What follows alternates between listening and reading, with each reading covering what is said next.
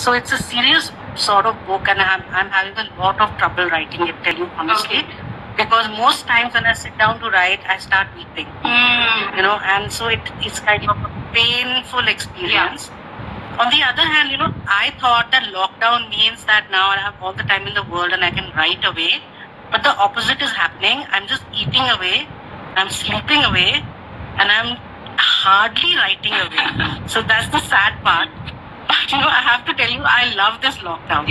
It's like just perfect for me. Just hanging around. Vika keeps trying new things, so I keep getting to taste stuff, you know. Sometimes, like, just day before, she made a pineapple cake with some, what was that? Cream cheese, pineapple and banana cake with cream cheese icing.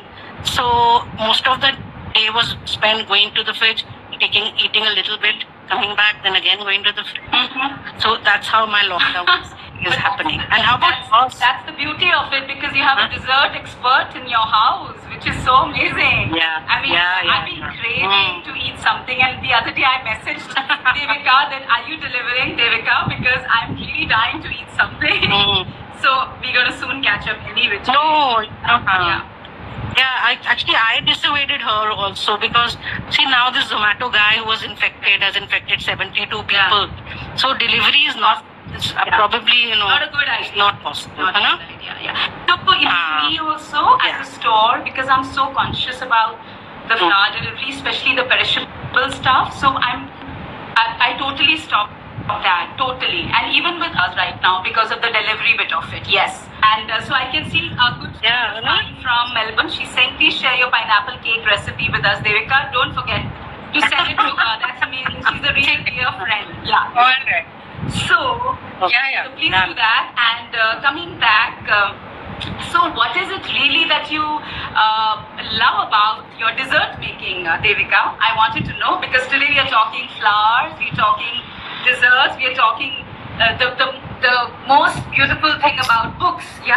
So let's talk about it. So Devika, tell us, what do you love? What's your favorite recipe? I know you got it, but then what's your favorite this thing? What is it about making? Baking. So basically, I think the most important thing that I really like about baking is that, you know, you're part of so many people's special moments. Wow. Like, you know, your cake is going to someone's house for a birthday, for an anniversary. So that is something that I really like, you know, that being a part of someone's happiness.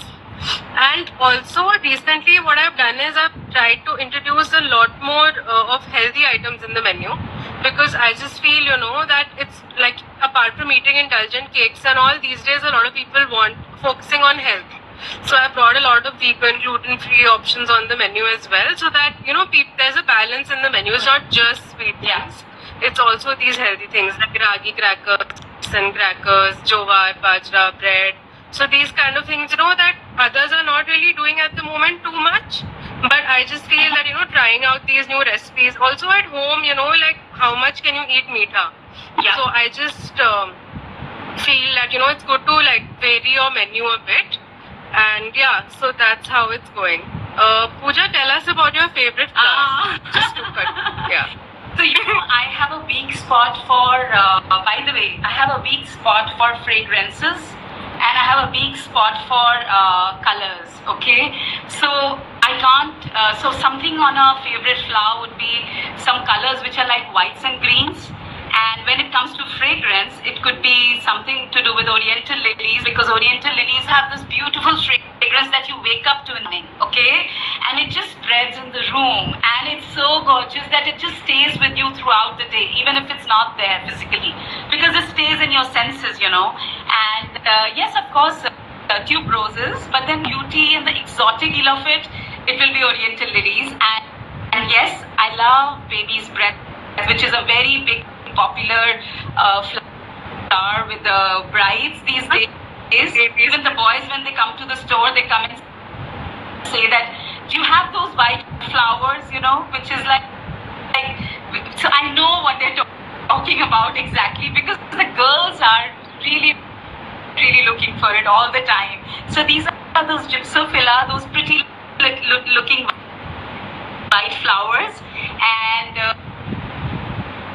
these are some of my favorites, and I love the white anthuriums, the green anthuriums. There's an anthurium story going on right now on my Instagram, and I love the green button daisies. So I'm quite crazy about these colors and the fragrance, and that just attracts me so much. Yeah, I love creating flowers arrangements, especially. I think that's my main thing. It is of course the business and everything, but what I love is asking you. For me, it's about creating those, and they really literally speaking to me. Seeing that one carnation or a one lily in the middle of an arrangement, I'm genuinely feeling they're looking at my face. Look at me. I don't feel my creation is done. Okay, so these books, which are the second coming, can you share something from the resilience? I attended a launch with you, I remember, and it was so empowering. There? Books? Yeah. From where? From where? Resilience? Yeah. Yes, I can show you. Yeah. Yeah. So my first book is this one. Slightly blurry, but yeah. Really? Okay. Huh? Yeah. Yeah. Yes. Okay. So it's called Second Coming. This is my first book. It's a book about marriage, and it's a book about how married women reach a stage in life, like after 10-15 years of being married, when they feel that what have I gone and done, and life is so boring, and there's no romance, and then that kind of horrible struggle inside them. So it's about that, and this one particular woman who meets her Prince Charming 10-15 years after marriage, and then what she does about it. It's a laugh a minute. Yeah.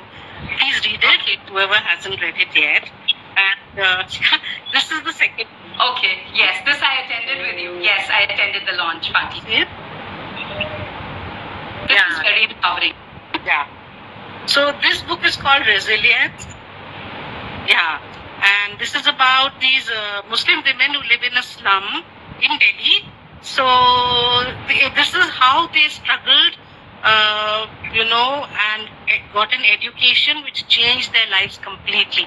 So I met 11 women in the Nizamuddin Basti, and I traced their life from the time they studied, which was in the 1980s, and to now in 2000. I must have interviewed them in 2018.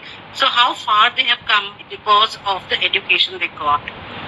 So this book is about education and how it can reform and really empower women. Yeah. Was it interesting for you when you were really into women? I'm just thinking, what was your? For me, there are some things that I have when I do some events or I create something. I'm sure there was something interesting that you can think of when you met these women, empowered them, or talked to them, or interviewed them. Yeah. Can you hear me clearly? Yeah. Yeah. So I can. So actually, the first thing which got me was the Nizamuddin Basti itself. I think they're buffering. You're buffering?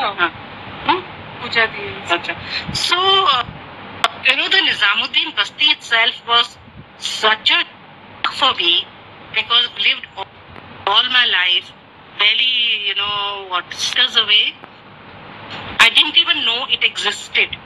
The only time I